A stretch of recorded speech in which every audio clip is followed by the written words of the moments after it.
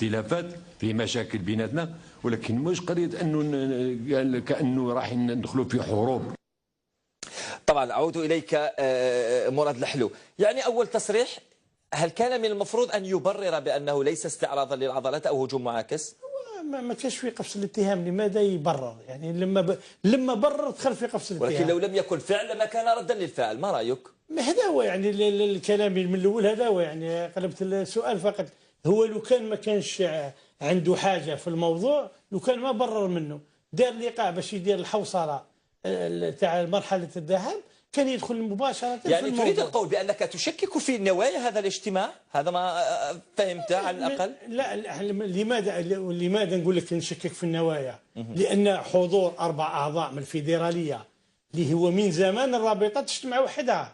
اول مره اللي تجتمع الرابطه مع 4 اعضاء من المكتب الفيدرالي، يعني مش عمال، يعني اعضاء من المكتب الفيدرالي. لان مادام راح يجيب 4 للقاء، يجوا للقاء هذا، يعني كما قالوا كانوا 2 يعني رسميين و2 غير رسميين في اللقاء هذا، ولكن الاصل في الموضوع كان 4.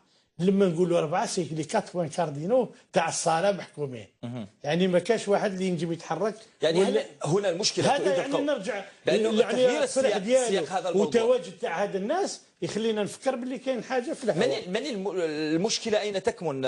حسين جناد، اجتماع طلبه رئيس الرابطه المحترفه لكره القدم محفوظ قرباج مع رؤساء النوادي للمحترف الاول والثاني، ولكن رئيس الاتحاد الجزائري لكره القدم ارسل 4 من مبعوثيه، حكيم مدان وعدد من الاسماء، طبعا عمار بهلول وقاسمي، 4 اسماء. نعم، والمرور 4 اسماء من اجل الحضور في هذا الاجتماع. ما رايك؟ شوف حكيم، هو اولا يعني انا نظن بان محفوظ قرباج يعني في بدء الامر تعامل باحترافيه، لانه كان هناك كلام يعني ما يكونش كلام فقط، ولكن هذا شيء راهو ظاهر للعيان منذ شهر مارس الى يومنا هذا، والخلاف قائم بين الرابطه والفيدراليه. نعم. ولكن كثر الكلام، لذلك انا نظن بان محفوظ قرباج هذه المره تعامل باحترافيه لما وجه الدعوه لرئيس الفاف باش يحضر، يعني خاطرش كاين كلام كبير راهم رايحين يجتمعوا ويديروا ويعملوا. هو مادام وجه له دعوه يعني ارواح تشوف واش كاين. ولكن الامور كما يقول الحاج منا، لما ولاو 4 ممثلين اللي حضروا هنا، يعني تفهم باللي صح كاين امور هي اللي دفعت قرباج باش يتكلم على قضيه استعراض العضلات.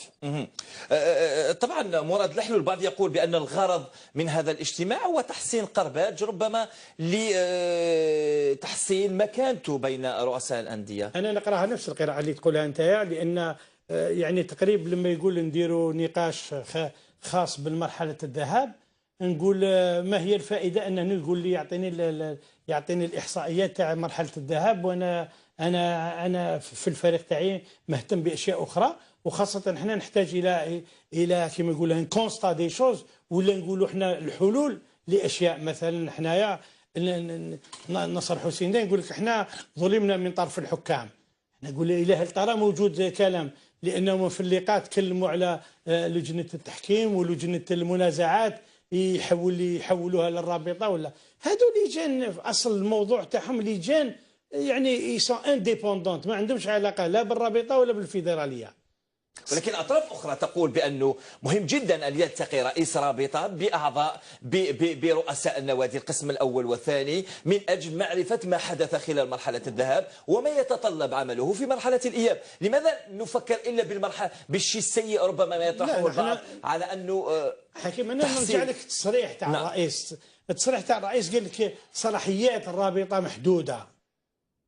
يعني لما نتكلموا احنا نقولوا له لماذا سيرال هذه ما فصلتش في الملفات، يعني في وقت وجيز، يعني ملف يقعدوا شهر، والملف شهر كاين شهرين، يعني واش معناتها؟ انا ما خلصوني 6 شهور، القانون واضح، تعطيني حقوقي والتسريح تاعي والسلام عليكم. ماهيش قوانين اللي راح تتطلب اشياء كثيره. ترسل مراسله للفريق، يعني عندنا ميل وعندنا فاكس وعندنا لقاءات، يبعث الفاكس يقول له فلان جاء سياره لو يطالبك بكذا وكذا وكذا وكذا، جاوب على الساعه، عندك 8 ايام باش تجاوب. انا نقول الموضوع اسبوعين السياره تفصل في الموضوع.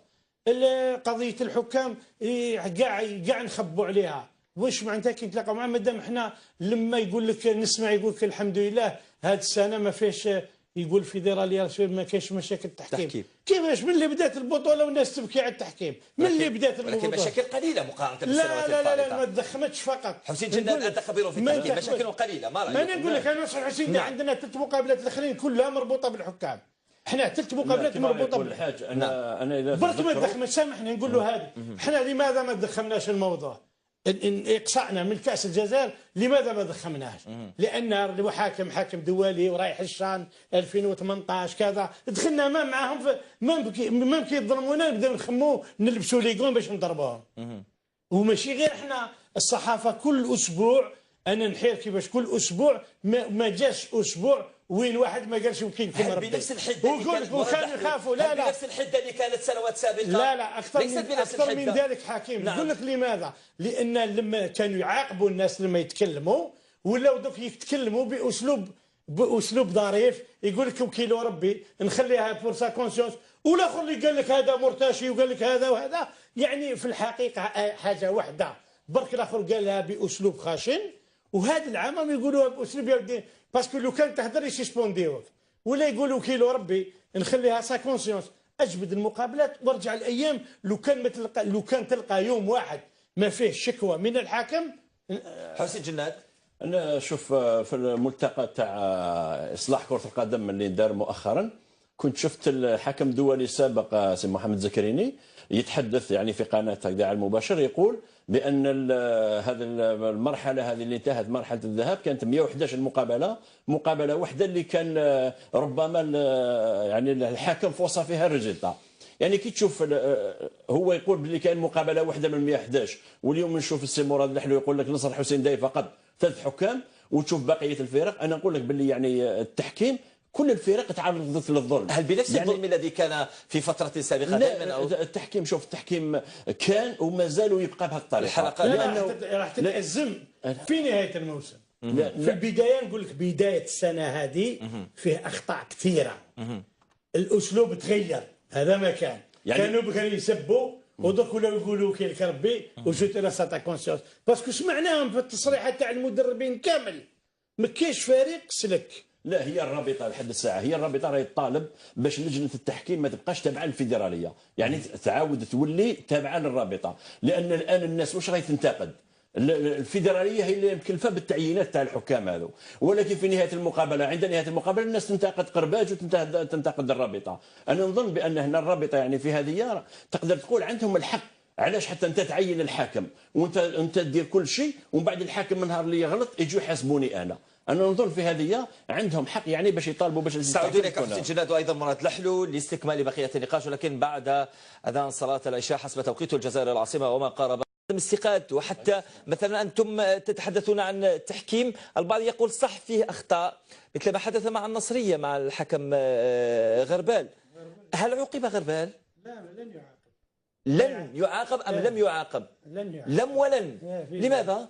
لانه هو دوك حكم دولي وهو اليوم راح يشارك في المونديال. ما تقدرش تعاقبه، ما تقدرش تعاقبه، لانه لو تعاقبوا راح تعلم مكاس انت راح دير مهزله للجزائر، تنحيه من المشاركه. ما تنحيش، ولكن مهزله ما تجيش تبعث انت حكم دولي. تنحيه قادرين ينحوه. قادرين ينحوه على المعاقله، ولكن هذا هو اللي نسموه حنايا سوسيال. نعم.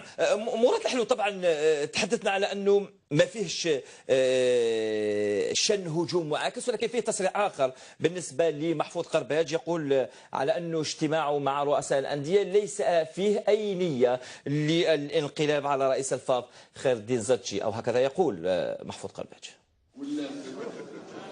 الاجتماع هذا اجتماع عادي، ونظن كلكم سبق انه العام الماضي درنا اجتماع في وحتى واحد ما تكلم على هذا العام هذا مانيش عارف علاش. وهذه نتكلموا على لي كوديطا ولي كومبلو، ما كان حتى كوديطا يا اخي. كل الجمعيه العامه الرابطه تسيرها جمعيه عامه والثقه متبادله، الاتحاديه عندها جمعيه عامه وكل واحد عنده صلاحياته. واحد يقول باللي جمعيه عامه، رؤساء النوادي طالبوا بعقد اجتماعيه طارئه لسحب الثقه من قرباج، والاخر يقول لي سحب الثقه من زتشي، والاخر يقول يا اخي احنا ما نجينا نديروا في حروب هنايا ولا نديروا في كومبلوات. الحمد لله. طبعا ولكن وكأنه فيه شيء ما دام يتحدثوا بهذه الصيغه، فيه شيء بين الطرفين. شوف بين الطرفين ماشي بين الطرفين. هنا في اللقاء هذا يعني برك الناس ما تحبش تعالج الموضوع وتروح للجذور ديالو باش تعالجوه. لما يقعدوا هكذا يقعد يسمى هذا الضباب اللي تشوفوا راح يقعد. لماذا؟ لان احنا 24 ساعه من قبل كنا سمعنا بلي بعض الرؤساء ما راحش يحضروا اللقاء، وبعد ذلك قال لك يحضروا. هذا شيء. ولماذا ما يحضروش؟ سي بور ديسكريديتي البريزيدون تاع الرابطه. هذا القضيه ما راحش تحبس هنا.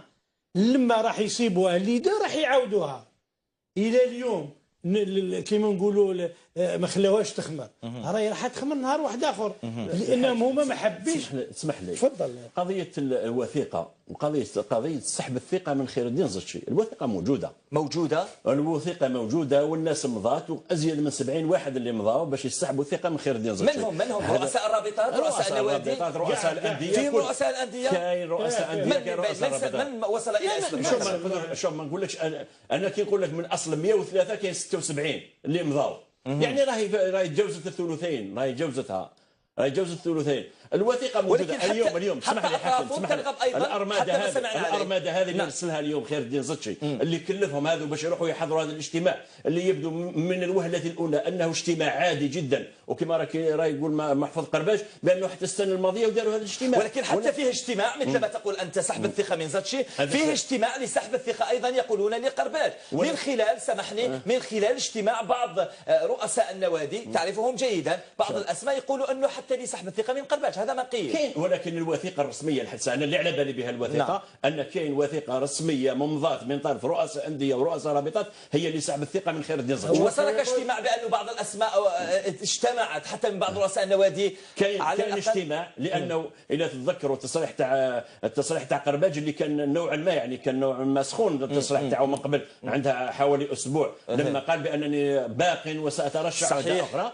نعم، كاين ناس راحت تفاهموا داروا اجتماع يعني باش يكون هجوم معاكس، يعني باش يضربوا قرباج. ولكن البعض صبت الاسماء، قالت رئيس جمعيه شرف مدوار، قالت قرعيش رئيس دفاع تجنات، وبعض الاسماء صحيح. الاسماء ما كانش اجتماع، الاسماء ما كانش بزاف، يعني هي ما كانش اسماء بزاف، كانوا مجموعه قليله من الاشخاص اللي اجتمعوا في مكان ما في العاصمه باش يتفاهموا يعني على قضيه تاع قرباج، انا باش يديروا مشاكل قرباج. انا باش نسمي لك الناس، يعني ما نقدرش نسمي لك الناس الان، ولكن حتى قرباج شخصيا لحقاته معلومات باللي كاين ناس داروا اجتماع باش يكون هجوم عليه. يعني الان رانا امام ما نقولكش عصابه، انا امام اثنين، مجموعتين، مجموعه تريد سحب الثقه من زرتشي، مجموعه تريد سحب الثقه من قرباج، وبالتالي التناحر بين الطرفين موجود. صحيح مراد لحلو، هو موجود، ولكن ما دام الوزاره ما مالتش الجهه يقعد الامر يقعد هكذا. لان الحل حاليا، الحل هذا ينجم يصفي الجو هذا الا الوزير تاع الشبيبه والرياضه. شوف، لان في الجزائر هو يستطيع ان يصفيه، ينجم يصفي. استاذ شوف، انا نقول لك، يعني قضيه تاع هذه قضيه سحب الثقه اللي كثر عليها كلام بزاف، وحتى زرتشي الحق من مره قال في قسنطينه بانه هذو طعنوني في الظهر وهذو اللي حبوا يسحبوا مني ثقه. انا اسال سؤال هنا حكيم، هل سحب الثقه يعني اذا كان مجموعه من اعضاء تاع الجمعيه العامه حبوا يسحبوا الثقه، هل هذا الشيء قانوني او خارج عن القانون؟ قانوني. يعني ما دام هذا الشيء قانوني، كاعضاء جمعيه عامه، لماذا النهار اللي قرروا يعني باش يسحبوا الثقه من زرتشي تولي حاجه كبيره، وطعنوه في الظهر ويلزم لهم ونرسلوه ونراقبوه ونديروا، بينما الناس تطالب بشيء قانوني. انا اليوم درتك، النهار اللي درتك كنت مليح، ونهار اللي ما عجبنيش في التسيير تاعك وحبيت نحيك نولي مانيش مليح. من يحكم؟ انت الذي تحكم على فشل تسييره؟ لا، جمعيه عامه. من مثلا؟ الجمعيه العامه. الاسماء التي تتحدث عنها هل تشكل الاغلبيه لانه زرتشي اخطا ام لم يخطئ؟ شوف حكيم، كل انتخابات، سمح لي، كل انتخابات ديمقراطيه شفافه اللي عدد يعني اللي يقولوا لا ولا اللي يقولوا نعم يتجاوز النصف، يتجاوز 50%، ما فيهاش ظلم وما فيهاش حقره. لان ربما يحقرك واحد، ربما يظلموك 10، ربما 15، ولكن اذا كان من 100 ازيد من 50 قالوا لا ما نسحقوش حكيم، هنا ما بقاش ظلم. مراد لحلو، انا ترى بان الصراع قد اشتد كثيرا منذ ان اجتماع المكتب الفيدرالي الأخير حينما طلب زاتشي من قرباج أن لا يتدخل فيما لا يعنيه في قضية ولد زميلي. نعم، هذا يعني دخلنا في تقريب صراع مع هنا بدأت الذروة. هنا شغل ناس كبار وناس مسؤولين على في الحقيقة ما يوصل هذا الكلام ما يوصلش. هو قال وحر يقول. يعني كان الأخ زاتشي ما عندوش حق يطلب منه يدخل ولا ما تدخلش، قال مد رأيه، هذا رأي وإحنا أحرار في الآراء تاعنا. شفتوا واش كنا نحكوا على التحكيم والناس لو كانت تمد رايك تولي تدخل. ولكن انا ترى بانك كمسؤول هل يحق لك كمسؤول ان تبدي رايك علنيه في قضيه ربما من اختصاص الاتحاديه؟ ما رايك؟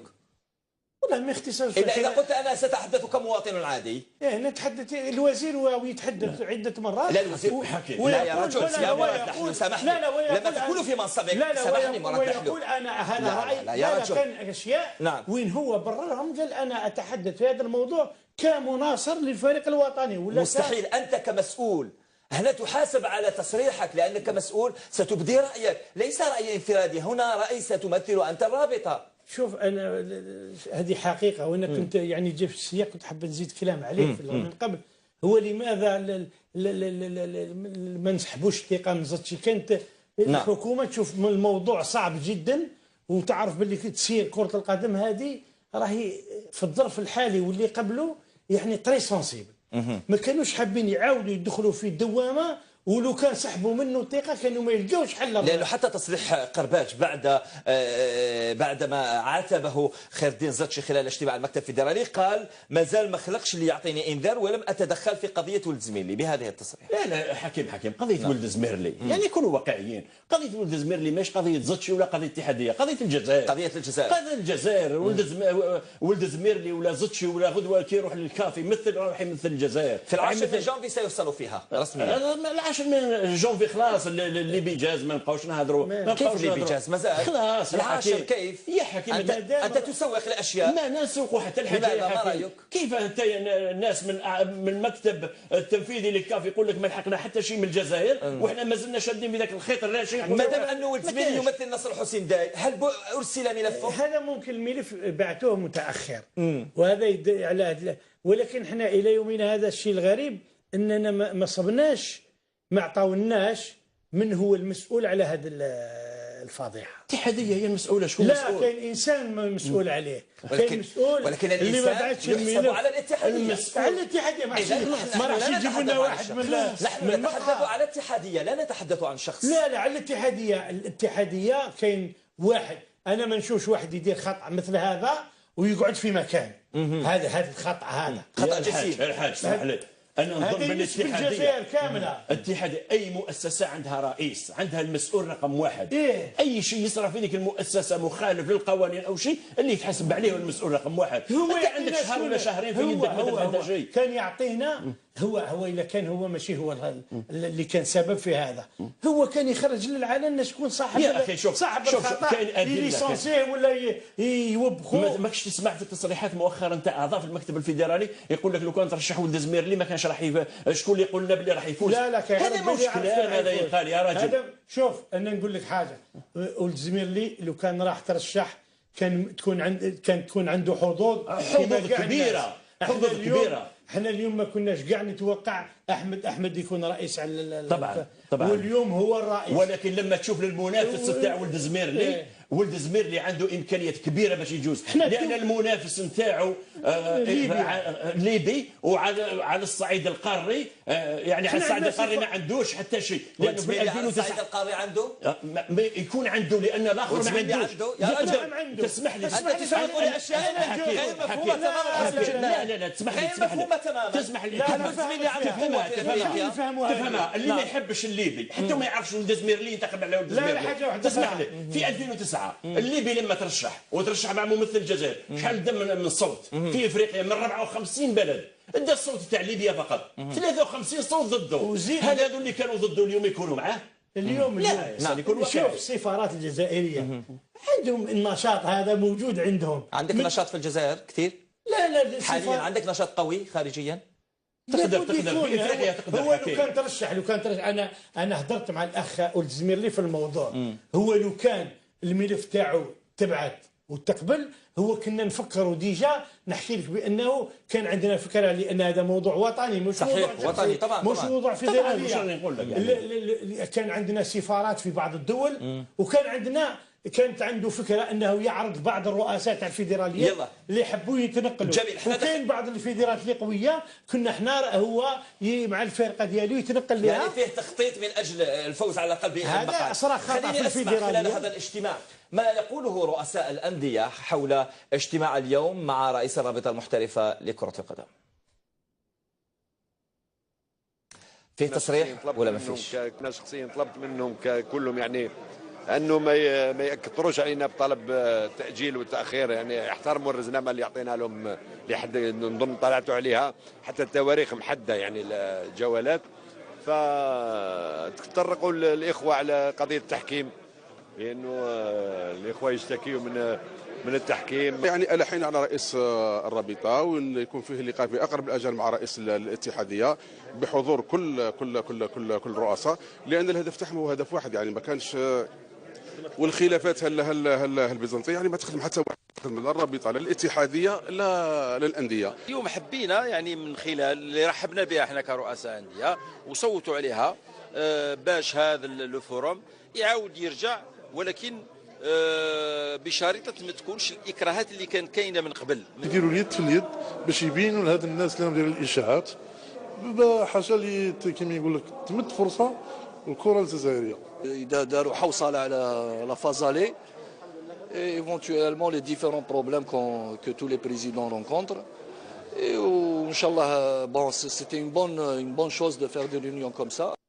طبعا سمعت ما قاله عدد من رؤساء الأندية وبعضهم معاقب على كل حال. رئيس اتحاد بسكرة معاقب، لست أدري كيف يكون معاقبا ليتحدث حسين جنات. كل شيء ممكن في كرة القدم الجزائرية، كل شيء ممكن.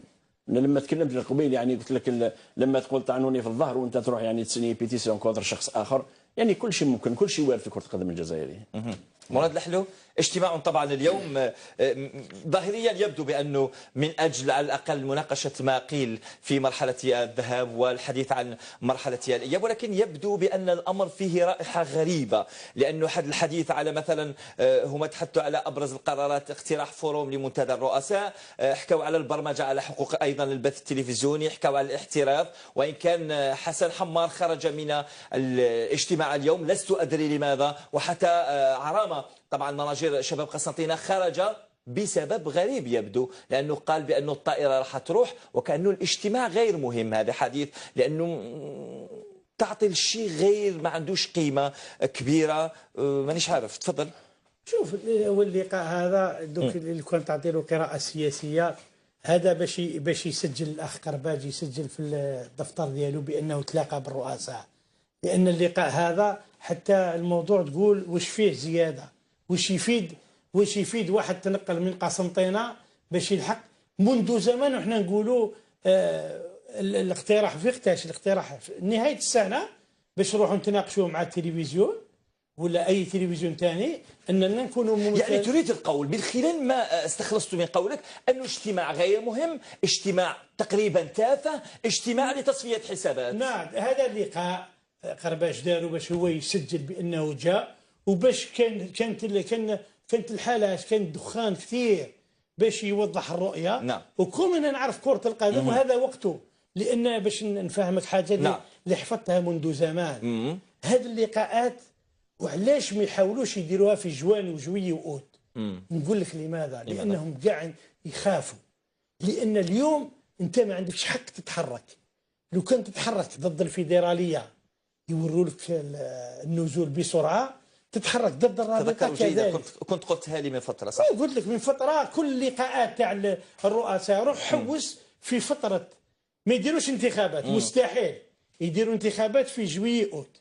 مستحيل يديروا لقاءات باش يديروا كما قال لك يستعرضوا العضلات. حسين جنات، ربما هذا الاجتماع البعض يطرح فكره بانه يرغب رحمة قرباج ان يؤكد للاتحاديه بانه يحظى بدعم رؤساء الانديه بدليل حضور الجميع. هذا اكيد، اكيد هذا يعني. وقرباج اذا تتذكروا نهار اللي مشى قال اني جاي باش نقدم الاستقاله تاعي، رؤساء الانديه قالوا له لا تبقى هنا ورانا معك. يعني اليوم يزيد ياكد لهم باللي ما زالوا رؤساء الانديه معايا. صحيح. تجتمعوا ولا ما تجتمعوش. هذه الغايه من حضور كل الانديه. هذه استراتيجيه، وانا قلتها لك من زمان، قلتها لك ماشي اول مره. نعم. لو كان هو يعاود يدير اللقاء في جويليا تشوف العكس، ما يجيش يعني ثلثين تاع المجلس ما يجيش. يلا خليني نسمع. اليوم لو كان ما يجوش ما تعرفوش ايش صرا لهم هذو، يدخلوا هما في السبله. خليني نسمع واحد من رؤساء الانديه ايضا اللي حضر الاجتماع، وايضا منذ قليل تحدثت عن ما قيل بشانه. رئيس دفاع تجنان طاهر قرعيش، مساء الخير، طولنا عليك، المعذره على التاخر. معذره، مساء الخير. اهلا وسهلا. مرحبا بك، معي مراد لحلو وحسين جناد. اجتماع اهلا وسهلا. شكرا جزيلا. حضرتم اليوم الاجتماع، هل كان اجتماعا مفيدا مثل ما قيل؟ نعم، اللقاء كان الاجتماع هذا كان مفيد، وهو كل عام نحضروه في بعد لافازالي. جميل، عكس ما قاله مراد لحلو. صحيح. نعم. عادة نحضروه كل عام في بعد لافازالي. جميل. تعيطنا الرابطة وعلى رأس رئيس مسيو قرباج لحضور هذا الاجتماع لتقييم مرحلة الذهاب، ونتكلموا نقاط ان شاء الله، النقاط في مرحلة الاياب، واش راح يكون، واش النقاط المهمة. طبعا طاهر قرعيش، اقتراح فورум لمنتدى الرؤساء، البرمجة، حقوق البث التلفزيوني، الاحتراف، كل هذه الامور تحدثت عليها، ولكن هل ستطبق؟ هل في اشياء جديدة خلال هذا الاجتماع؟ نعم، كما تعرف فوروم كما اللي ذكرها مسيو مدور حاجه، يعني هي الرابطه هي اللي تمثلنا على هذا المستوى على الفوروم. يعني ما كانش فيه اختلاف في الرؤيه هذه، وانما كان في نقاط ايجابيه هي تطرقنا لها، مثلا كما نقولوا الحوصله تاع المرحله الذهاب، وهي نقص الماتش ويكلو، نقص العنف في الملاعب. هذه نقطة إيجابية. النقطة الثانية هي تكلمنا والناس تهدر وتأول وتقول لك بعض الرؤساء تلاقاو واجتمعوا على قرباج. هذا ما كنت سأطرحه عليك. ذكر اسمك طبعا، تعرفني صريح، ذكر اسمك من بين الأسماء التي اجتمعت من أجل الإطاحة بقرباج، هل هذا صحيح؟ وقتها صارت منذ فترة ليست بالطويلة، يعني خلال هذا الشهر. لا والله ما تلاقيت أي بريزيدون وما تلاقيت هذه وما ندخلش في الامور هذه. احنا يعني قلت لك والله ما تلاقينا في اي مكان وما عندي حتى تاويل. والله انا حاجه واحده، نخدم فريقي ونخدم الكره الجزائريه ان شاء الله، وننحي ونرفعوا المستوى، والتاويلات هذه تاع قالها مسيو قرباج قبيله باللي صرات حوايج بينه وبين، احنا نتمناو يكون بيناتهم الامور صافيه والامور تمشي تخدم الكره الجزائريه. انت في رايك هل الظروف جيده على الاقل خلال مرحله الذهاب من تسيير هذه البطوله؟ نعم، فيها نقاط ايجابيه، مثلا التحكيم راهو دوكا، يعني ما نقولوش ما فيش اخطاء، ما يقدرش غير ربي سبحانه. في امور تحسنت مثلا جميل. التحكيم عكس ما تقولونه يا جماعه. هذا واحد من الرؤساء يفند يا مراد لحلو، ايضا حتى حسين جناد يقول لك جميل. تفضل اكمل، تفضل. نعم، كل شيء جميل. نعم. نعم، مثلا كاستيون، احنا كرة القدم هي الكثارة، يعني الحاجة المهمة هو التحكيم. التحكيم نشوفوا فيه احنا مهما كانت 91% الامور كانت ايجابية. جميل. يعني كان في اخطاء ما نقولوش متعمدة، اخطاء نقصت بزاف العام اللي فات. هذه حاجة ايجابية. جميل. مثلا اللي ويكلو نقصوا بزاف على العام اللي فات، تطرق لهم مسيو قرباج، نقصوا بزاف على ما كانش عنف بزاف في الملاعب، كاينين مازال مظاهر وانما نقصوا، وان شاء الله نتمناو يزيدوا ينقصوا ويتنحوا ويزولوا خلاص من كرة القدم الجزائرية ان شاء الله. شكرا جزيلا طاهر قرعيش، رئيس دفاع تجنات، على كل هذه التوضيحات. مشاهدينا الكرام، اذهب الى هذه الفواصل الشهريه، بعد ذلك استكمل باقي هذا النقاش.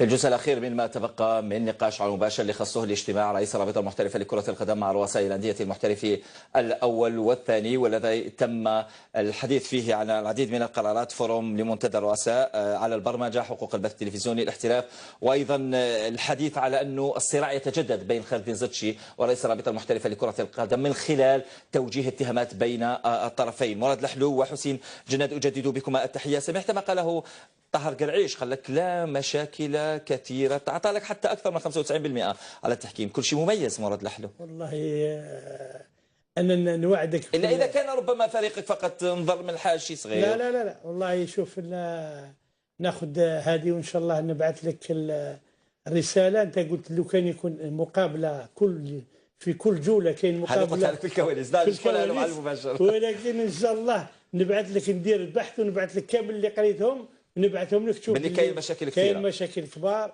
واشياء كثيره تصرى في المقابلات. حسين جناد، من خلال هذا الاجتماع والحديث مؤخرا طبعا على قضيه ولد زميلي وتهديد زتشي، توجيه انذار طبعا لقرباج وقال له ايضا ما تدخلش فيما لا يعنيك، وهذه الصراعات المتجدده، هل نصل الى اي شيء ايجابي مثلا من خلال كل هذه الصراعات؟ لانه الاتحاديه تهتم بهذه الامور، الرابطه ايضا ترد، وبالتالي ما زلنا ندور في حلقه مفرغه. شوف هذه الصراعات انا نشوف فيها راهي تغطي في الفشل، يعني رانا نسيروا في فشل، اخطاء. فشل من اين؟ فشل المنظومه الكرويه راهي فشل كبير، يعني تسيير راهو فشل كبير. لان لما اليوم قال نحاسبوا الرابطات، وغدوه قال مش عارف انا نجيبوا لنا كل يوم اليوم ندير اجتماع الرؤساء الانديه ويلهيوا فينا يعني. والصح اللب الموضوع ما مشيناش ليه، لب الموضوع وراه الحلول تاع اللي تحلوا مشاكل تاع كره القدم الجزائريه. لكن انا ترى مثلا باننا حتى احنا كرؤساء الانديه ما راناش ربما يساعدوا الاتحاديه. ربما شوف ماشي قضيه من خلال مثلا رئيس شيبه الثوره زرواطي يقول مثلا يوم يتحدث على ماجر، يقول له ما توجهش الدعوه للاعبين تاع شيبه الثوره حاليا لانه رانا محتاجين اللاعبين في الكاس. انا ترى بانه حتى انتم تساهمون في عدم نجاح هذه الاتحاديه. بطبيعه الحال درك هو لما يشوف الاخ الرئيس زرواطي، لما يشوف باللي ما عنده حتى هدف اللي راه يجري موراه اليوم ما جار، يقولوا على الاقل خليني انا نجري مور الاهداف ديالي، خليني يعني ما كان له تدي لي لاعبين باش يعني ولكن هل رايت في اي اتحاديه في العالم يطلب رئيس نادي لا يوجه لاعبين مثلا لا للريال ولا لاعبين في البرصه مثلا يقول لهم تعطوني ما يتناقشوش؟ هذا النقاش غير موجود عندهم. احنا النقاش هذا راه موجود عندنا ورانا شغل مساكين في الموضوع. غير منطقي. شوف الناخب الوطني، نعم. الناخب الوطني يقول لك لو كان يحبوا ولو كان نصيب. هذا يعني شيء يعني ماشي كلام يقال، هذه قوه. رئيس الفيدراليه يقول لك راح نجتمع مع احنا هادو جاو جدد، كل يعني هادو جاو جدد يعني، وعلاش راح يتلاقاو؟ ما تلاقاوش واتفقوا على النقاط كامله. اعطيني رئيس شبيبه الثوره او الناطق الرسمي. طبعا لشبيبه الثوره كثروا الناطقين الرسميين، اعطيني نسمع واش يقول. هضرت وتكلمت على ربح ماجر، انا مانيش عارف الفريق الوطني هذا نتاع منا، والله مانيش عارف. الكلمه هو فريق وطني بصح نتاع من الفريق مانيش عارف. شكون اللي تلقاه يعيطوا للجوار اللي ما يهاش يلعب في الفريق تاعو، يعيطوا له جوار مريض يكونفوكوه. انتكم ما عرفناش، والله ما عرفنا كي راهو يديروا كيف راهو يديروا. احنا طلبنا منه قلنا له كاع قلعنا ما تعاودش تفكر بلي عندك صوره في واه ما يستدعيك منين تكون عندك كوب الجيري ولا من فلوس ما يستدعيهوش، من بعد يستدعي لك يحصلك. ما رايك هل يقدر يكون مدرب بما يقدم دعوات لنادي ما يقدمش دعوات لنادي وما رغم انه ذاك النادي يكون فيه لاعبين مميزين؟ هذا شيء واضح، هذا شيء معروف وصارت خاصة لما نتكلموا على الفريق الوطني تاع المحليين. المحليين تقريبا بعض الأحيان حتى ما نفهموش لما يقولوا، بعض الأحيان ما نحبوش ندخلوا في أسماء، ولكن كما قال هو يعني من حقه زرواطي يقول هذا الكلام. عنده من حقه هو. نعم. يقول لك أنا كيفاش نشوف استدعاء تاع لاعب ما يلعبش الفريق تاعو، وأنت ومن بعد أنت أنا نقول له أكثر من اللي قال زرواطي، أنت تقول له للفريق يرحم والديك لعب لي هذاك الجوار باش أنا نستدعيه. يعني انت يعني يا راسك يعني شغل انت راك حاب بالسيف تمشي، وانت في حاب قبل لما كنت انت يعني تنتقد الناس وكذا كنت تقول باللي مستحيل لعاب اللي ما يلعبش في الفريق تاعو كنا نتكلموا على بولحي ومن بينهم الناخب الوطني كان يقول مستحيل هذا وعلاش. ولكن هذا من خلال حديثكم هو كاين الحق من خلال حديثكم انتم كرؤساء نوادي وحتى محللين، انتم الان ما اعطيتوش الفرصه لربح ماجر وما خليتوش يخدم، لانه هذه فوضى وتشويش على ناخب وطني عنده شهور فقط. حسين جنة تفضل.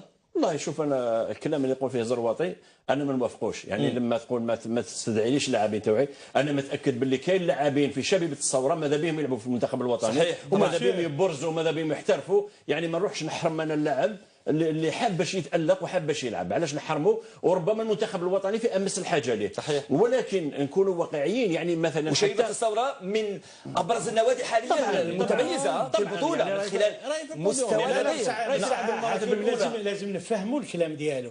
هو نفهموا الكلام هذه ماشي اخر مره هو تكلم من قبل. لا هو قال من خلال الحرقه اللي راهي عنده ما عيطوش اللاعبين، وبالتالي ارجوكم ما تعيطوش اللاعبين. شوف حاكم هنا قضيه تاع الناخب الوطني هو يخلي الناس يعني تنتقد بهذه الطريقه. لماذا؟ لان انت يعني ندخلوا في هذه النقطه. نعم. لان انت المنتخب الوطني المنتخب المحلي، يعني المنتخب المحلي ديروا باش منه لاعبين تطلعها من المنتخب الاول. مؤكد. لما تشوف انت مثلا المنتخب المحلي تجيب لي شوشي وتجيب لي جابو اللي عندهم تاريخ مع الفريق الوطني، يعني داروا تاريخ. شوشي درمن راه عندها تقريبا 10 سنوات من اللي دار تاريخ، يعني جابوا لاعب مونديالي عالمي، تعاود تجيبوا انت المنتخب المحلي وباش علاش تجيبوا؟ يعني باش تطلعوا المنتخب الاول باش تشوفوا، يعني ما كاينش، يعني ما عندهاش عنوان هذه خلاص.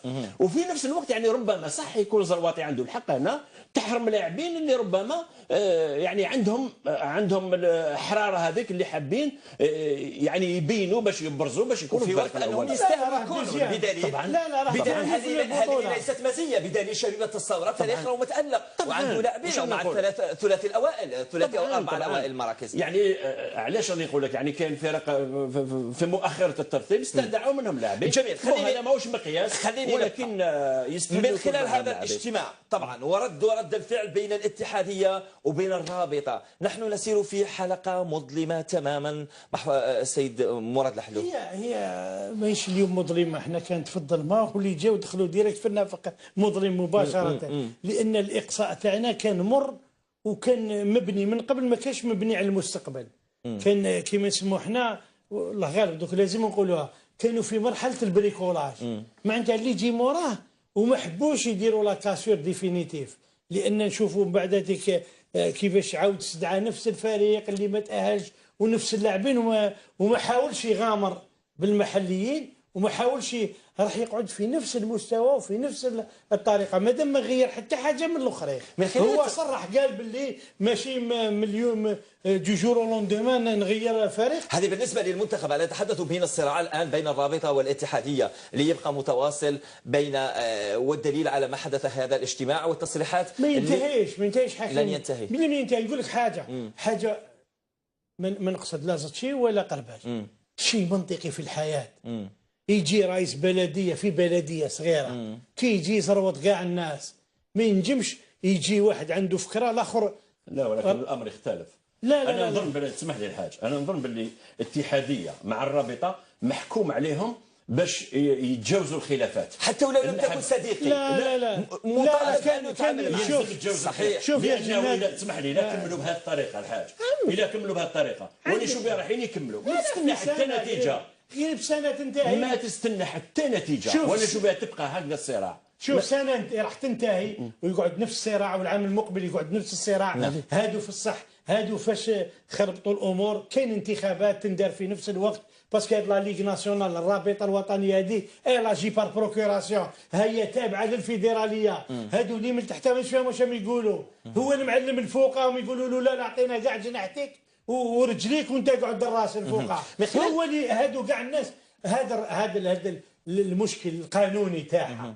هذا قادر شي غدوه يدير له ورقه ويقول لهم باللي خلاص السياج هذا مغلوق والبرمجه تاع البطوله راهي في دار ابراهيم السلام عليكم. الى ما عندوش هذا ان اغريمون باش. ولكن انا راه فاتح باب باريزون تاع جهنم على روحه غدوه، ولا دار هالطريقه يفتح ابواب. هذه هي. بس احنا نتكلموا قانونيا. هذا يمشي تحت الطاعه الرابطه، تمشي تحت الطاعه تاع الفيدراليه. الفيدراليه تقرر انها تغير البطوله ولا تقول له ندير كذا ولا ندير برنامج للناخب ولا نديروا كذا، وعلاش حبينا نتخباو؟ لو كان عنده اغريمون جا وحده نقول لك صحيح. هو حاجه لو كان حب يدير ديزينياسيون زدت شيء يديرها له. صحيح. لو كان يحب يدير اجتماع غدوه عنده صلاحيات باش غدوه يستدعي الجمعيه. صحيح. من خلال بعض الامور اللي خرجت مؤخرا هو انه السماح بانتداب 4 لاعبين في خلال مرحله التحويلات الشتويه، ولكن ايضا فيه مشاكل اخرى بالنسبه للانديه الممنوعه. في رايك هل سيتم تطبيق القانون؟ الانديه المدانه لا يمكن لها ان تستخدم اللاعبين؟ شوف حكيم، انا في هذه النقطه انا نظن باللي هذا القرار هذا اللي خذوه هذا تاع مليار سنتيم، النادي اللي عنده ديون تاع مليار سنتيم ما يقدرش يستخدم. انا نظن باللي هذا قضيه تاع محاباه. لماذا؟ يعني لماذا؟ نعطيك مثال بسيط حكيم. انا رئيس فريق عندي 4 لاعبين، عندي 4 لاعبين يسالوا لي 250 مليون كل واحد، مليار. ما نقدر ننتدب حتى لاعب، نروح نرفد 10 ملايين نديرهم في كونت تاع لاعب. شحال هل سويت القضيه تاع اللاعبين؟ ما سويتش قضيه تاع اللاعبين. ما بقاو يسالوا كاين واحد عطيت له 10 ملايين. صحيح. انا يا نروح للرابطه، انا ما عنديش مليار، انا عندي 990 مليون، عندي الحق ننتدب ولا ما عنديش؟ عندك الحق. عندي الحق. هل هنا كيف الفرق؟ انت هنا خلقت مشكله. صحيح. هنا ما راكش تدافع على اللاعبين، هنا راك تدافع على رؤساء الانديه، راك تدافع على الفرق، لان الاشكال هذا مش راح يخلص، لانه هذه المره قلت مليار، المره الجايه تقول 2 ملاير، نفس الشيء. راي مراد الحلو تفضل. هذا ظلم حقيقي. ظلم اللاعبين. اللاعبين يسمى لي الجوار اللي يكون يسال 2 ملاير تخلصوه، واللي يسال 200 مليون مسكين الزوالي يزيد يروح يتسمى اللي يسال بزاف. هو اللي يسال بزاف يقول لك تخلص 10 ملايين. والضعيف يتسمى. هذا قانون جائر، هذا ممنوع. اللي عنده ديون ممنوع. القوانين واضحه في هذه قوانين واضحه. اللاعب فريق فيه ديون. وعلاش يديروا وعلاش شوفوا ما يفكروا على اللاعب الجزائري، وعلاش يدير له 4 ينتدبوا 4 لاعبين؟ لماذا؟ يقول له لا عندك الرديف. لماذا سموها الرديف؟ تحقق. لماذا سموها الرديف؟ سموها الجوار اللي ما يلعبش الفوقه يلعب التحت وتندبها. وعلاش ما يجي؟ شوف احنا عندنا تجربه بسيطه برك هذه السنه في نصر حسين داير، حاولنا ببعض اللاعبين 3 ولا 4 والله العظيم غير لو كان الفرق كامل يدخلوا في هذا مفيدة. غير يسويوا الوضع هذه تاع 200 مليون صحيح. يوقفوها بسرعه، لان هاد اللاعبين تاع الرديف ولي جونيور وهذو بارادو راهم اللاعبين نتاعهم عندهم فائض في اللاعبين، راهم هما يمدوا في اللاعبين ويزيد يطلع من عندهم. يبدو كلامك متناقضه، من جهه انت تنتقد الاتحاديه الجزائريه لكره القدم ومن جهه بارادو نجاحه. كيف يمكن لرئيس بارادو كان نجاحه في بارادو وتقول عدم اخفاق على طول الخط بالنسبه للاتحاديه؟ انا لما نتكلم على بارادو انا نتكلم على بارادو شيء اخر، لان الفريق انا بارادو يعجبني ونروح نتفرج ونشوف المقابلات تاعو نكونوا واقعيين. انه ذات المسير هو الذي يسير الاتحاديه ماشي كيف لا الاكاديميه كاين الناس اللي يسيروها، هو عنده اموال يمد الاموال، ولكن كاين الناس تسير الاكاديميه. طبعا انا نحترموه، عنده فكره في الفريق ديالو. لا الفريق ديالو عنده يعني الفريق تاعو يمشي. لما نسمع الناس ونقول هذا شغل ظلمونا، احنا النصر حسين دايم من زمان عندنا خزان تاع اللاعبين. صحيح. خزان لماذا؟ واش معناتها هذه؟ الواحد يقول لك النصر حسين دايم اليوم لما الرئيس قرر ولا صدر عاوناه باش خدا هذه القرارات، اليوم تقريبا رانا خفنا راح نلعبوا بلي جونيور. خفنا لما لحقنا بعض المقابلات وين لعبنا 4 جونيور. تسمى لو كان نزيدوا شويه نسمى نلعبوا بلي جونيور. حتى اختم هذا النقاش، لا نتوسم خيرا من خلال هذه الصراعات والاجتماعات بين الطرفين والتصريحات. اجتماع المكتب الفيدرالي يتحدث عن قرباج يدير اجتماع من اجل مناقشه مرحله الذهاب والحديث عن مرحله الاياب، ثم يتحول نقاش الى الحديث عن الاتحاديه. لا نتوسم خيرا. لا انا نشوف حاكم مادام القول شيء والفعل شيء ما نستناو حتى شيء. مراد الحلو نفس الموضوع. نقول باللي انا قلت من يعني ماشي ضد قرباج، ولكن قرباج مستحيل انه يدخل في اللعبه تاع زتشي سي اون جينيراسيون وهو سي اون اوتر جينيراسيون. المشكله تريد القول بانها في رئيس الرابطه؟ هذا ما فهمته. لان الاخر هو الرئيس الفيدراليه، الرابطه هو اللي كان وما زالوا. ونظن باللي شغل ما ينجم هذا الكلام اللي قال انا نقعد ونزيد نترشح. انا عندي كل اللي قال لي غدوه راح نستقيل. ما تزال رغبتك في رئاسه الرابطه؟ والله ما حد الا ما يعرضوناش، يقول لهم الا ما تعرضوناش. شكرا جزيلا مراد لحلو، كنت سعيدا كالعاده بتواجدك معي.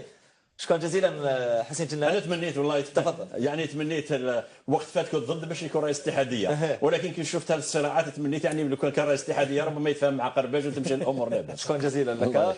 اشكركم لكم مشاهدينا الافاضل على المتابعه. الوضع الافضل لم يحن بعد. اختلافات في مشاكل بيناتنا، ولكن مش قضيه انه كانه راح ندخلوا في حروب.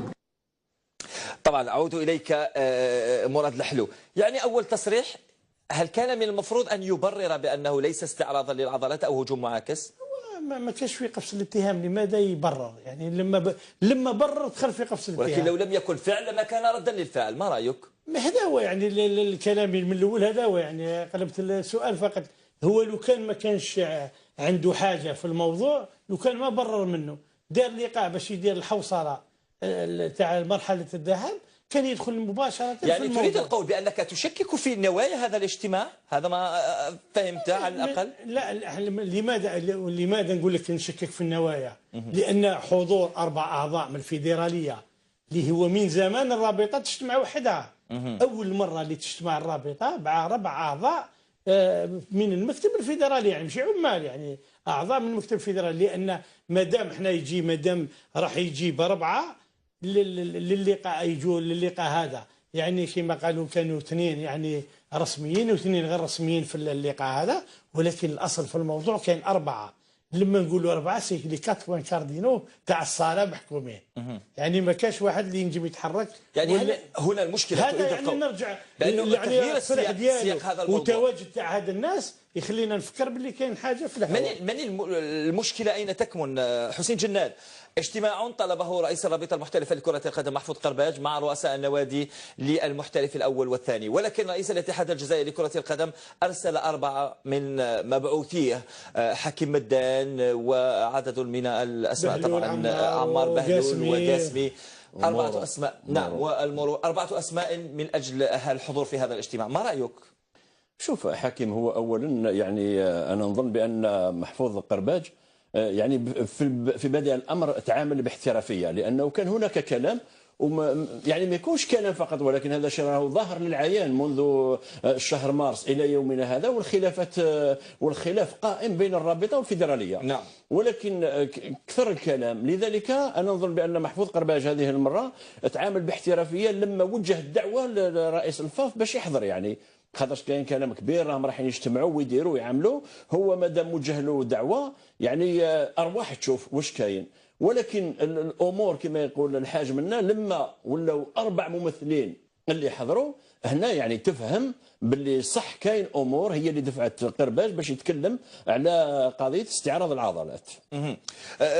طبعا مراد لحلو، البعض يقول بان الغرض من هذا الاجتماع هو تحسين قرباج، ربما لتحسين مكانته بين رؤساء الانديه. انا نقراها نفس القراءه اللي تقولها انت، لان يعني تقريبا لما يقول نديروا نقاش خاص بالمرحله الذهاب، نقول ما هي الفائده انه يقول لي يعطيني الاحصائيات تاع مرحله الذهاب، وانا انا في الفريق تاعي مهتم باشياء اخرى، وخاصه احنا نحتاج الى كما نقولوا ان كونستا دي شوز، ولا نقولوا احنا الحلول لاشياء. مثلا حنايا نصر حسين يقول لك احنا ظلمنا من طرف الحكام. نقول الى هل ترى موجود كلام؟ لانهم في اللقاء تكلموا على لجنه التحكيم ولجنه المنازعات، يحولوها للرابطه، ولا هذو لجان اصل الموضوع تاعهم لجان يعني يسون انديبوندونت، ما عندهمش علاقه لا بالرابطه ولا بالفيدراليه. ولكن أطراف أخرى تقول بأنه مهم جدا أن يلتقي رئيس رابطة بأعضاء برؤساء النوادي القسم الأول والثاني من أجل معرفة ما حدث خلال مرحلة الذهاب وما يتطلب عمله في مرحلة الإياب. لماذا نفكر إلا بالشيء السيء ربما ما يطرحه البعض على أنه حكيم؟ أنا نرجع لك التصريح تاع الرئيس. التصريح تاع الرئيس قال لك صلاحيات الرابطة محدودة. يعني لما نتكلموا احنا نقولوا له لماذا سيرال هذه ما فصلتش في الملفات، يعني في وقت وجيز، يعني ملف يقعدوا شهر، والملف شهر كاين شهرين، يعني واش بمعناتها؟ انا ما خلصوني 6 شهور، القانون واضح، تعطيني حقوقي والتسريح تاعي والسلام عليكم. ماهيش قوانين اللي راح تتطلب اشياء كثيره. ترسل مراسله للفريق، يعني عندنا ميل وعندنا فاكس وعندنا لقاءات، يبعث الفاكس يقول له فلان جاء سياره لو يطالبك بكذا وكذا وكذا وكذا، جاوب على الساعه، عندك 8 ايام باش تجاوب. انا نقول الموضوع اسبوعين السياره تفصل في الموضوع. قضيه الحكام كاع نخبوا عليها. واش معناتها كي نتلاقاو معاه؟ مادام احنا لما يقول لك نسمع يقول لك الحمد لله هذه السنه ما فيش، يقول فيدراليه ما كاينش مشاكل التحكيم. كيفاش من اللي بدات البطوله والناس تبكي على التحكيم؟ من اللي بدات البطوله؟ لكن مشاكل قليله مقارنه بالسنوات الفارطه. لا ما تدخمتش فقط. حسين جناد انت خبير في التحكيم، مشاكل قليله ما رايك؟ انا نقول لك انا نصح حسين، عندنا 3 مقابلات الاخرين كلها مربوطه بالحكام. احنا عندهم حق يعني باش يطالبوا باش سعودوا لك حسين جناد وايضا مراد لحلو لاستكمال بقيه النقاش، ولكن بعد اذان صلاه العشاء حسب توقيت الجزائر العاصمه وما قارب استقالت. وحتى مثلا انتم تتحدثون عن التحكيم، البعض يقول صح فيه اخطاء مثل ما حدث مع النصريه مع الحكم غربال.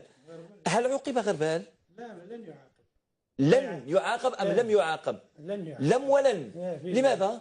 لانه هو دوك حكم دولي وهو اليوم راح يشارك في المونديال. ما تقدرش تعاقبه، ما تقدرش تعاقبه، لانه لو تعاقبوا راك تعلم بالكاس، انت راح دير مهزله للجزائر، تنحيه من المشاركه. ما تنحيش، ولكن مهزله ما تنجمش تبعث انت حكم دولي. تنحيه قادرين ينحوه. قادرين ينحوه مع المعاقله، ولكن هذا هو اللي نسموه حنايا سوسيال. نعم. مراد الحلو طبعا تحدثنا على انه ما فيهش شن هجوم معاكس، ولكن فيه تصريح اخر بالنسبه لمحفوظ قرباج يقول على انه اجتماعه مع رؤساء الانديه ليس فيه اي نيه للانقلاب على رئيس الفاف خير الدين زتشي، او هكذا يقول محفوظ قرباج. الاجتماع هذا اجتماع عادي، ونظن كلكم سبق انه العام الماضي درنا اجتماع في وحتى واحد ما تكلم على هذا العام هذا، مانيش عارف علاش. وهذه نتكلموا على لي كوديطا ولي كومبلو، ما كان حتى كوديطا يا اخي. كل الجمعيه العامه الرابطه تسيرها جمعيه عامه والثقه متبادله، الاتحاديه عندها جمعيه عامه، وكل واحد عنده صلاحياته. واحد يقول باللي جمعيه عامه، رؤساء النوادي طالبوا بعقد اجتماعيه طارئه لسحب الثقه من قرباج، والاخر يقول لي سحب الثقه من زتشي، والاخر يقول يا اخي احنا ما نجيش نديروا في حروب هنايا ولا نديروا في كومبلوات. الحمد لله. طبعا، ولكن وكانه فيه شيء ما دام يتحدثوا بهذه الصيغه، فيه شيء بين الطرفين. بين الطرفين، ماشي بين الطرفين. هنا في اللقاء هذا يعني برك الناس ما تحبش تعالج الموضوع وتروح للجذور ديالو باش تعالجه. لما يقعدوا هكذا يقعد يسمى هذا الضباب اللي تشوفوا راح يقعد. لماذا؟ لان احنا 24 ساعه من قبل كنا سمعنا بلي بعض الرؤساء ما راحش يحضروا اللقاء، وبعد ذلك قال لك يحضروا. هذا شيء. ولماذا ما يحضروش؟ سي بور ديسكريديتي البريزيدون تاع الرابطه. هذا القضيه ما راحش تحبسها هنا. لما راح يصيبوها الليدر راح يعاودوها. مقابلات مربوطه بالحاج. انا برك ما تدخل، سامحني نقول له هذه. احنا لماذا ما دخلناش الموضوع؟ اقصائنا من كاس الجزائر لماذا ما دخلناش؟ لان المحاكم حاكم دولي ورايح الشان 2018 كذا، دخلنا ما معاهم ما كيظلمونا نبداو نخمو نلبسوا ليغون باش نضربوهم. وماشي غير احنا، الصحافه كل اسبوع انا نحير كيفاش كل اسبوع ما جاش اسبوع وين واحد ما قالش وكيل كما ربي. بنفس الحده اللي كانت وكانوا يخافوا. لا بنفس الحده اللي كانت سنوات سابقه. لا اكثر من ذلك حكيم. نقول لك لماذا؟ لان لما كانوا يعاقبوا الناس لما يتكلموا، ولاو دوك يتكلموا باسلوب ظريف، يقول لك وكيل ربي نخليها بور سا كونسيونس، والاخر اللي قال لك هذا مرتشي وقال لك هذا وهذا. يعني في الحقيقه حاجه واحده، برك الاخر قالها باسلوب خاشن، وهذا العام يقولوها باسلوب يا باسكو لو كان تهدر يسيسبونديوك، ولا يقولوا كيلو ربي نخليها سا كونسيونس. اجبد المقابلات وارجع الايام. لو كان تلقى يوم واحد ما فيه شكوى من الحاكم. حسين جناد، انا شوف في الملتقى تاع اصلاح كره القدم اللي دار مؤخرا كنت شفت الحكم الدولي السابق سي محمد زكريني يتحدث يعني في قناه هكذا على المباشر، يقول بان هذه المرحله هذه اللي انتهت مرحله الذهاب كانت 111 مقابله واحده اللي كان ربما يعني الحكم فوصى فيها الريزلتا. يعني كي تشوف هو يقول باللي كان مقابله واحده من 111، واليوم نشوف السي مراد الحلو يقول لك نصر حسين داي فقط 3 حكام، وتشوف بقيه الفرق. انا نقول لك باللي يعني التحكيم كل الفرق تعرضت للظلم. هل بنفس يعني الظلم الذي كان في فترة سابقة دائما؟ التحكيم شوف التحكيم كان وما زال ويبقى بهذه الطريقة. لأنه راح تتأزم في نهاية الموسم. في البداية نقول لك بداية السنة هذه فيه أخطاء كثيرة. الأسلوب تغير، هذا ما كان. يعني كانوا بغير يسبوا ودرك ولاو يقولوا كيلك ربي وجوت انا ساتا كونسيونس باسكو سمعناهم في التصريحات تاع المدربين كامل ما كاينش فريق سلك. لا هي الرابطه لحد الساعه، هي الرابطه راهي تطالب باش لجنه التحكيم ما تبقاش تابعه للفيدراليه، يعني تعاود تولي تابعه للرابطه، لان الان الناس واش راهي تنتقد؟ الفيدراليه هي اللي مكلفه بالتعيينات تاع الحكام هذو، ولكن في نهايه المقابله عند نهايه المقابله الناس تنتقد قرباج وتنتقد الرابطه. انا نظن بان هنا الرابطه يعني في هذه تقدر تقول عندهم الحق.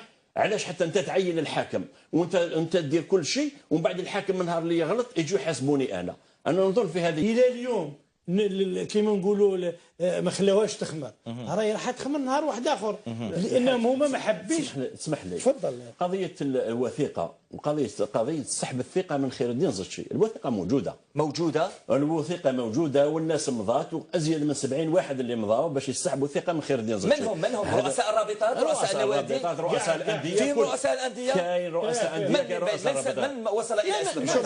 شوف ما نقولكش انا كي نقول لك من اصل 103 كاين 76 اللي مضاو، يعني راهي تجاوزت الثلثين، راهي جوزت الثلثين. الوثيقه موجوده اليوم اسمح لي حاكم، اسمح لي. الارماده هذه اللي ارسلها اليوم خير الدين زرتشي اللي كلفهم هذا باش يروحوا يحضروا هذا الاجتماع اللي يبدو من الوهله الاولى انه اجتماع عادي جدا، وكما راه يقول محفوظ قرباج بانه حتى السنه الماضيه وداروا هذا الاجتماع. ولكن حتى فيه اجتماع مثل ما تقول انت سحب الثقه من زرتشي، فيه اجتماع لسحب الثقه ايضا يقولون لقرباج من خلال سامحني من خلال اجتماع بعض رؤساء النوادي تعرفهم جيدا، بعض الاسماء يقولوا انه حتى لسحب الثقه من قرباج، هذا ما قيل. ولكن الوثيقه الرسميه لحد الساعه انا اللي على بالي بها الوثيقه ان كاين وثيقه رسميه ممضاه من طرف رؤساء انديه ورؤساء رابطات هي اللي سحب الثقه من خير الدين زرتشي. وصلك اجتماع بانه بعض الاسماء اجتمعت حتى من بعض رؤساء النوادي؟ كاين اجتماع لانه اذا تتذكروا التصريح تاع قرباج اللي كان نوعا ما يعني كان نوعا ما سخون التصريح تاعه من قبل